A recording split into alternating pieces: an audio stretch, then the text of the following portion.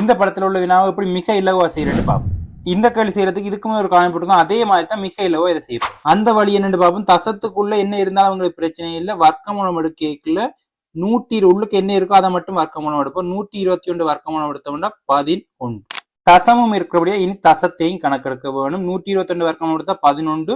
தசம் கணக்கெடுத்து போறது எப்படின்னா எத்தனை இலக்கம் இருக்கோ தசத்துக்கு இந்த பக்கம் எத்தனை இலக்கம் இருக்கோ அது அரைவாசிக்கு தசங்குத்தினா சரி. அப்படி பார்த்தோம்னா தசத்துக்கு பின்னுக்கு 8 இலக்கம் இருக்கு. அப்ப 4 இலக்கம் தள்ளி தசங்குத்தோணும். 1 2 3 4 2 இலக்கம் இல்லாதபடியா 2 பூஜ்ஜியத்தை போட்டு தசங்குத்தி பூஜ்ஜியத்தை போடுறோம். இதான் இதுக்குரிய விட. அப்ப இதுக்குரிய விட 0.0011. இதான் இதுக்குரிய விட.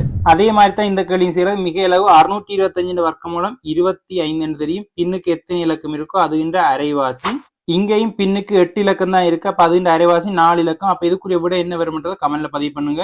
இதுக்குரிய விட 0.25 0.0025 கமெண்ட்ல பதிவு பண்ணுங்க. இதே மாதிரி வினாக்களை பார்க்க GR Maths இப்பவே சப்ஸ்கிரைப் பண்ணுங்க. நாளைக்கு பவர்ஃபுல் வீடியோ வரும்.